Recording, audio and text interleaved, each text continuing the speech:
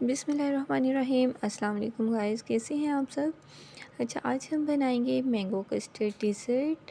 یہ بہت ہی ٹیسٹی ہوگا اور آپ ضرور ٹرائی کیجیے گا۔ ہر گھر میں بنتا ہوگا لیکن آپ اس طریقے سے بھی بنائیے گا جو میں آپ کے ساتھ شیئر کر رہی ہوں، اور امید ہے کہ آپ کو یہ بھی بہت ہی اچھا لگے گا۔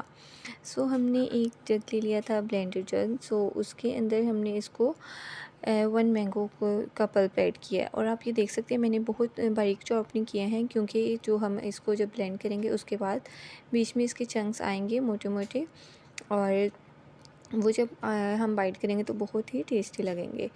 میں نے اس میں ایڈ کر دیا ہے ساتھ ہی 1 کپ وپنگ کریم، اور وپنگ کریم جو ہے اس سے بہت ہی اچھا ٹیسٹ آئے گا، لائک آئس کریم جیسا۔ دین ہم نے اس کو بلینڈ کیا ہے، اور ابھی آپ اس میں دیکھ سکتے ہیں کہ مینگو جو تھا نا، وہ ایک پلپ اس کا بہت ہی بڑا تھا، وہ بھی ہوا نہیں تھا بیچ میں۔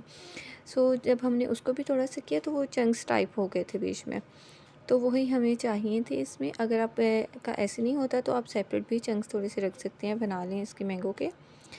اینڈ دین اس کی تھکنیس آپ چیک کریں کہ یہ تھکنیس ہے۔ ابھی میں نے اس میں پانی، دودھ کچھ بھی ایڈ نہیں کیا ہے، اور یہ بہت ہی ایزی ریسیپی ہے۔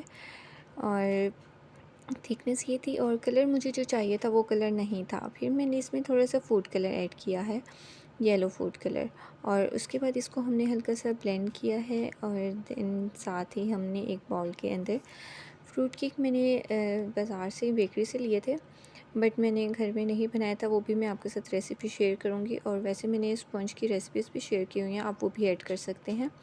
اور کسٹرڈ بنا لیا تھا میں نے، دودھ میں کسٹرڈ ایڈ کیا تھا، ونیلا کسٹرڈ، اور تھوڑا سا بالکل میٹھا ایڈ کیا تھا، کیونکہ جو وپنگ کریم ہے اس کا اپنا بھی میٹھا ہوتا ہے اور مینگو کا بھی ہوگا، اس لیے ہم نے اس میں ایڈ نہیں کرنا، زیادہ میٹھا نہیں ایڈ کرنا۔ اگر آپ بہت زیادہ کھاتے ہیں تو آپ کر سکتے ہیں، ادروائز آپ نے جو کسٹرڈ ہے نا اس میں میٹھا لائٹ ہی رکھنا ہے۔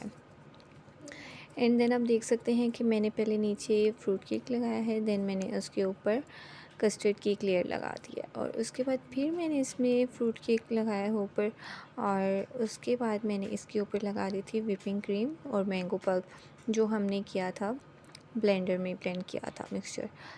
اس کو ہم نے اس کے اوپر اچھی طرح سے سارے میں پھیلا لینا ہے۔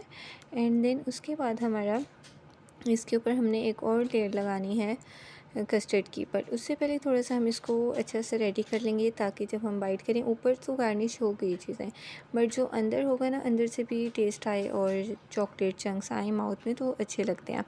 میں اس میں چاکلیٹ چنکس ایڈ کروں گی، میں اس میں ڈرائی فروٹ ایڈ نہیں کروں گی، باقی آپ کی مرضی ہے، آپ ڈرائی فروٹس ایڈ کرنا چاہتے ہیں آپ وہ کر لیں، آپ چاکلیٹس ایڈ کرنا چاہتے ہیں وہ کر لیں، جیلیز کرنا چاہتے ہیں وہ کر لیں، جو بھی آپ لائک کرتے ہیں بچے آپ ویسے بنا سکتے ہیں۔ اینڈ میں نے اس کے بعد اس میں ایڈ کر دیا تھا مینگو پلپ اور کریم کا مکسچر جو ہم نے بنایا تھا، میں نے آپ کے ساتھ شیئر کیا ابھی۔ اور اس کے بعد میں نے اس میں یہ کچھ میرے پاس تھی چاکلیٹس چپس، تو وہ میں نے چاکلیٹ چپس اس میں ایڈ کر دیے تھے، اور چاکلیٹ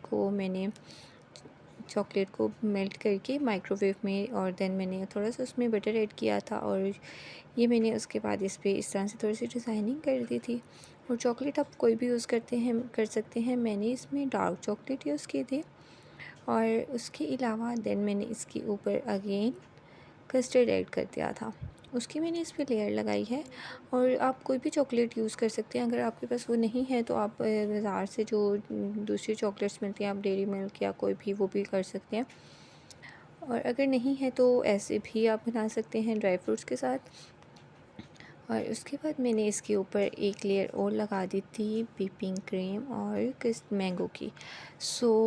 آپ دیکھ سکتے ہیں کہ اس کے بعد میں نے اس کو کچھ اس طرح سے کر لیا تھا، اوپر سے ڈیکور کیا تھا، پیارا سا ریڈی کر لیا تھا، اور یہ بہت ہی ٹیسٹی، بہت ہی یمی ہوگا۔ اگر آپ کو اچھا لگتا ہے تو پلیز مجھے فیڈ بیک کلاس میں دیجیے گا، اور چینل کو سبسکرائب کیجیے گا۔ تھینک یو، اللہ حافظ۔